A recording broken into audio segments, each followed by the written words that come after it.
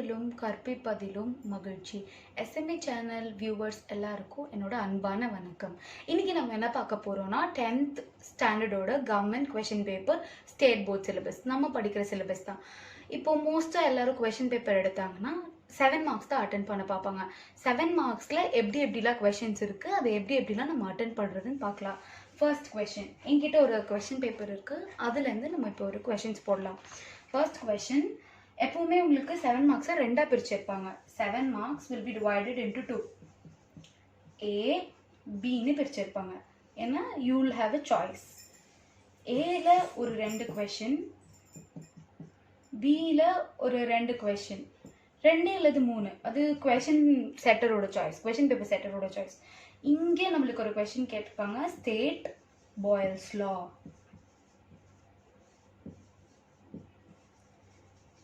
இந்த கொஸ்டினை நம்ம இப்போ எப்படி சால்வ் பண்றதுன்னு பார்க்கலாம். பாய்ல்ஸ் லா அப்படின்னு எடுத்துட்டாலே it comes under temperature, pressure,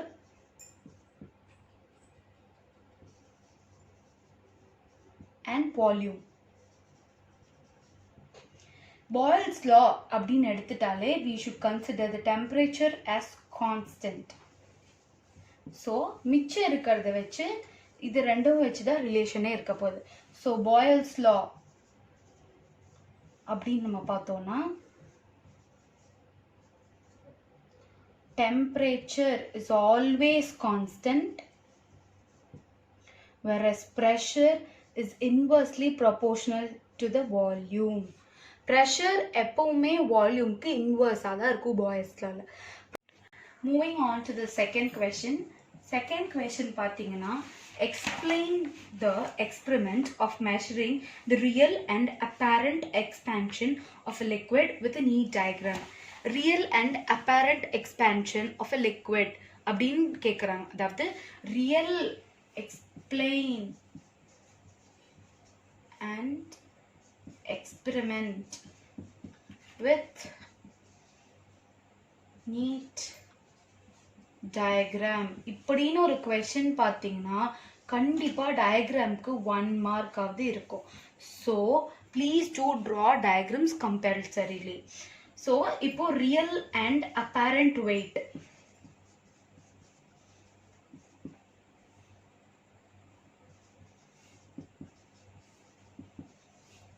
இதை எக்ஸ்பிளைன் பண்றதுக்கான ஒரு எக்ஸ்பெரிமெண்ட், அதை எக்ஸ்பிளைன் பண்ண சொல்லி கேட்டிருக்காங்க. Maybe can of 5 marks, maybe in the question 3 marks irukla, idu or 5 marks irukla. The mark allocation is not important for us. The important is நீங்க இதுல எவ்வளோ உங்களோட அறிவை எக்ஸ்பிளைன் பண்றீங்க, அதுதான் இது. அதாவது செகண்ட் கொஸ்டின்ல பாத்தீங்கன்னா ரியல் அண்ட் அப்பேரண்ட் வெயிட்டை எக்ஸ்பிளைன் பண்ண சொல்லி கேட்டிருக்காங்க. First real weight. ரியல் வெயிட்னா which you measure actually, actual weight கூட சொல்லலாம்.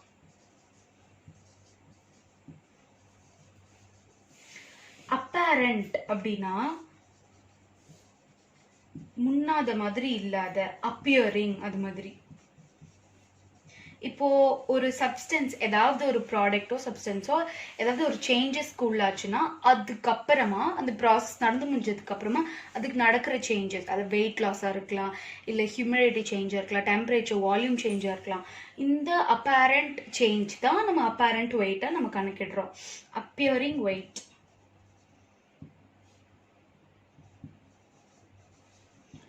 After a change. இதுல நம்மளுக்கு கேட்கறது மெயினா லிக்விட்ஸ்ல. ஸோ இப்போ நம்ம ஒரு எக்ஸ்பெரிமெண்ட் இருக்கு, we have. இப்போ அந்த எக்ஸ்பெரிமெண்ட் என்னன்னு பார்க்கலாம். ஒரு ஜஸ்ட் ஒரு சின்ன conical Flask with a long distilled tube with the tube inserted in it. இதெல்லாம் வாயில சொல்லிட்டு இருக்கேன், but you have to right in your exam. இது நம்ம ஒரு ஹீட் பண்றோம்னு வச்சுக்கோங்களேன்.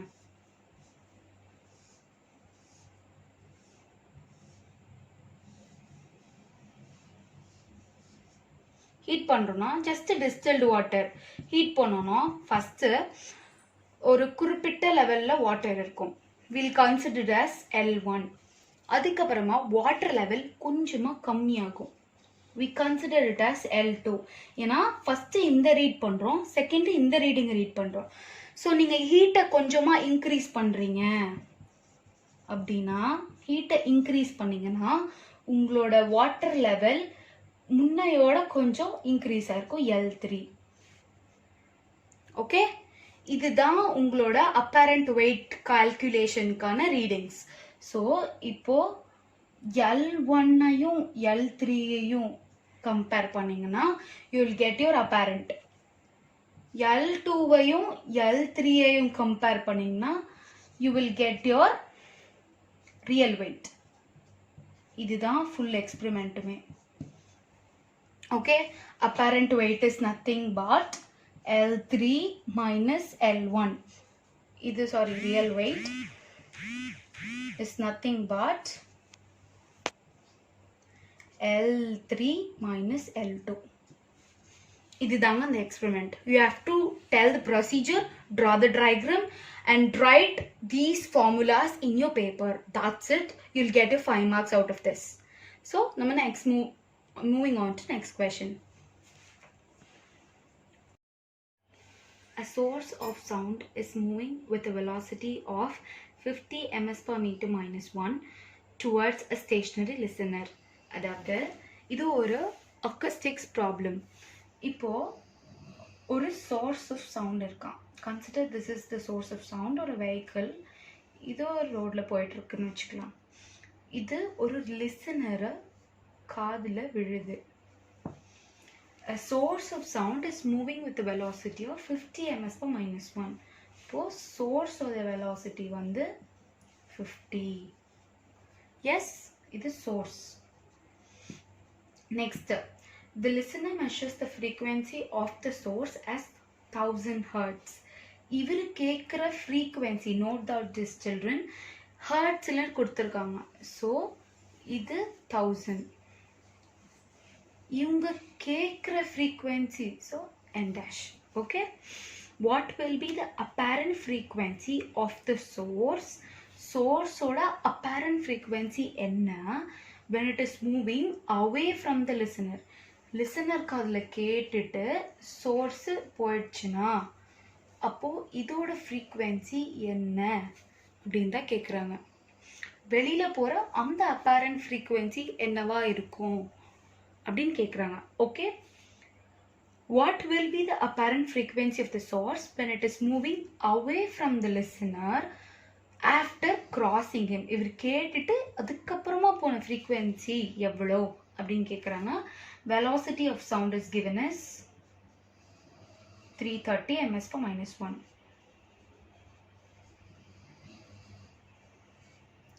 இப்போ இந்த ப்ராப்ளம் எப்படி சால்வ் பண்ணுறதுன்னு பார்க்கலாம். இதுதான் ஃபஸ்ட்டு மெயினாக முதல்ல ஒரு கொஷின் கொடுத்தாங்கன்னா try to figure it out. இது மாதிரி ஃபிகர்ஸ் போட்டுக்கோங்க. மெயினாக அக்கோஸ்டிக் ப்ராப்ளம்ஸில் இது மாதிரி ஃபிகர்ஸ் போட்டிருந்தீங்கன்னா இன்னும் கொஞ்சம் ஈஸியாக இருக்கும். ஸோ நம்மளுக்கு இருக்கிறது ஒரே ஒரு ஃபார்முலா தான், டாப்லர் எஃபெக்ட் மூலியமாக கிடச்ச ஃபார்முலா. இதை ஈஸியாக ஞாபகம் வச்சுக்கிறதுக்காக சொல்கிறேன். வி சவுண்ட்,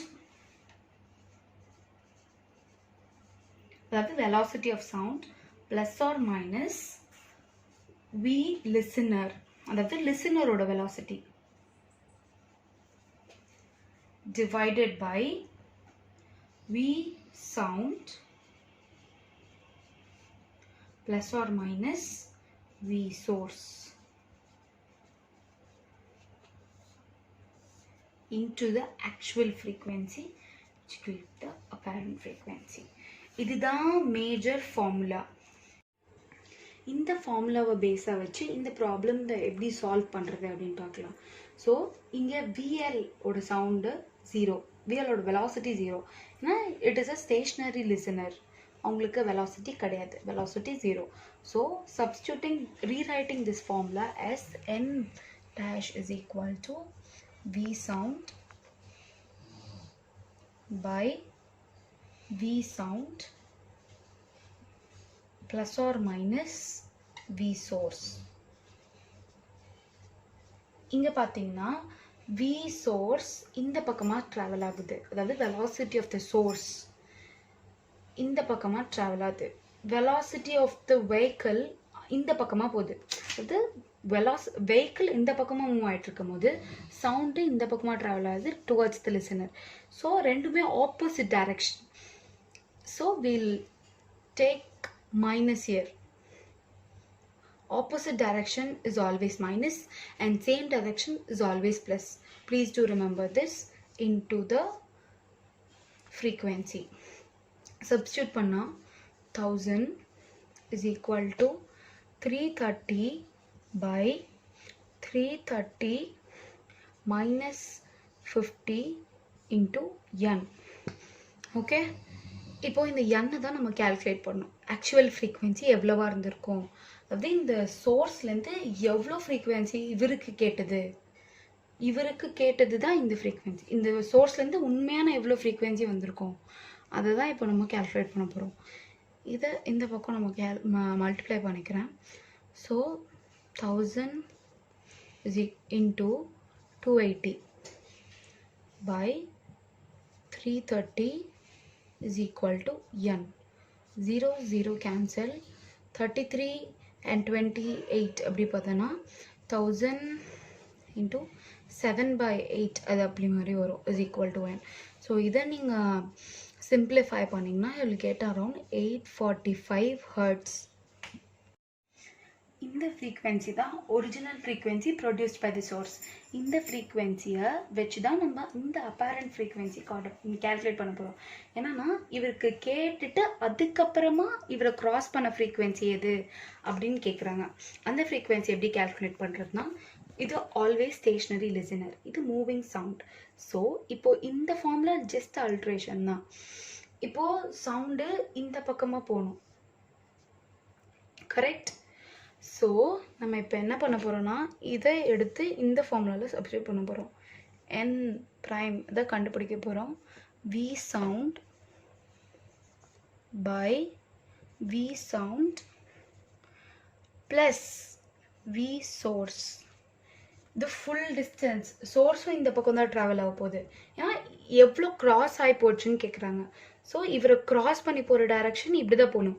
ஸோ இவருக்கு தாண்டின டைரக்ஷனும் சவுண்ட் இப்படி தான் கேட்கும். ரெண்டுமே ஒன்றுன்றதுனால so it gets added to the lot. So n, இந்த n தான் நம்ம இங்கே சப்ஸ்டியூட் பண்ண போகிறோம். So n prime is equal to velocity of sound is 330, velocity of sound is 330 plus 50 into 845. So 330 by 380 into 845. இதை நீங்கள் சிம்பிளிஃபை பண்ணிங்கன்னா you will get a 709 hertz. So thus the answer 709. It can be உங்களுக்கு ரொம்ப அக்யூரேட்டாக வேணும்னா you have to be very accurate in calculating your digits. So இதுதான் approximate answer. So உங்களுக்கு அப்ராக்சிமேட்டாக ஆன்சர் இருந்தால் போதும், உங்களுக்கு அக்யூரேட்டாக இருக்கணும் இல்லை. So the whole problem ends here. Copy down if you want. No problem, I'll upload it in a PPT presentation. So மெயினாக இந்த ஃபார்முலா தான் இம்பார்ட்டண்ட், இது மட்டும் ஞாபகம் வச்சுக்கோங்க. Moving on to next problem. 33B second question. இந்த questionல என்ன கேட்டிருக்கிறாங்கன்னா, calculate the velocity of a moving body of mass 5 kg whose linear momentum is 2 kg ms per minus 1. இதில் velocity of a body கேட்குறாங்க. என்ன கொடுத்துருக்காங்கன்னா, மாஸ் கொடுத்துருக்காங்க 5 kg and momentum, linear momentum is 2 kg. இதை வச்சு நம்ம calculate பண்ணுறது ரொம்ப easy. So we'll know the formula of linear momentum is always P is equal to mv.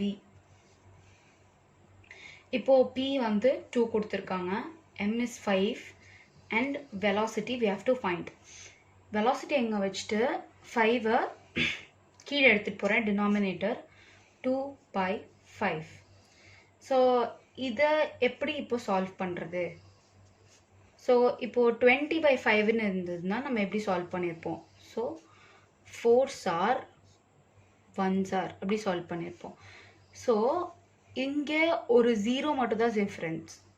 So V எவ்வளோ இருக்கும்னா 0.4 ms per -1. இது எப்படி சால்வ் பண்ணுறோமோ அதே மாதிரி தான் இதுவும் சால்வ் பண்ணுறோம். இதுக்கு ஜஸ்ட் ஒரு 0 தான் கம்மியாக இருக்குது. ஸோ இது இங்கேயும் ஆன்சராக வரும், but with a point of difference. Moving on to the next question. Next question 34A. First question, calculate the mass of 1.51 into 10 to the power of 23 molecule of H2O. The mass of given data is mass of 1.51 into 10 to the power of 23 molecules. இப்படி கொடுத்துருந்தாலே உங்களுக்கு தெரிஞ்சிருக்கும் இது எந்த சாப்டர்லேருந்து வந்திருக்குன்னு. Because இந்த மாதிரி questions ரொம்ப ரொம்ப ஈஸி சால்வ் பண்ணுறதுக்காக. This is from atomic structure, the very easy topic. Or atoms or molecules, sorry atoms and molecules லெசன்லேருந்து கேட்டிருக்காங்க. இதில் இதில் இதோட மாஸ், கிவன் மாஸ் எப்படி கால்குலேட் பண்ணோம்னா ஒரே ஒரு ஃபார்முலா தான். Number of moles is equal to given mass. இதோட மாஸ் என்னன்னு கண்டுபிடிக்கணும், அதான் கொஸ்டினே. Mass by molar mass. Molar mass எப்படி கால்குலேட் பண்ணுறது அப்படின்னு சொல்கிறேன். H2O மோலார் மாஸ்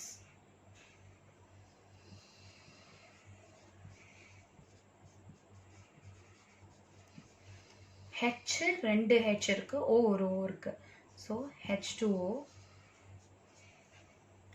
2 into 1, அதாவது Hோட அட்டாமிக் வெயிட் இஸ் 1. ஸோ அது ஓட ஒரே ஒரு மாலிக்யூல் 1.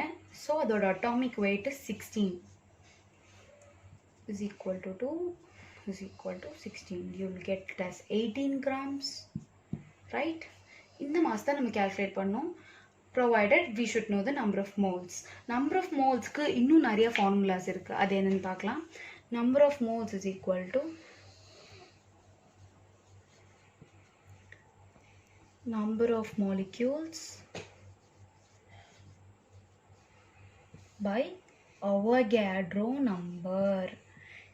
இதுதான் ரொம்ப முக்கியமான ஃபார்முலா. இதில் ஜஸ்ட் இந்த நம்பர் ஆஃப் மாலிக்யூல்ஸை சப்ஸ்டியூட் பண்ணுங்கள், solve பண்ணுங்க, you will get your number of moles. Avogadro number is 6.023 into 10 power of 23. 23 cancel ஆயிடும்.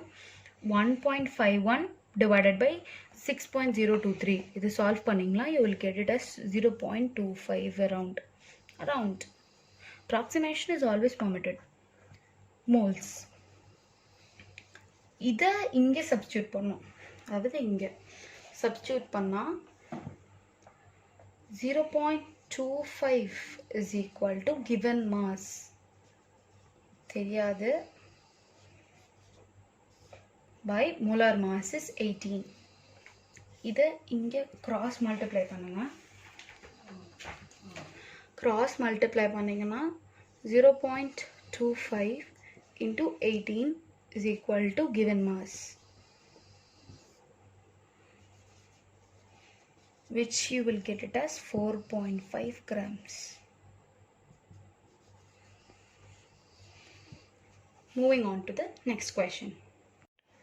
34th question la second sum B la. So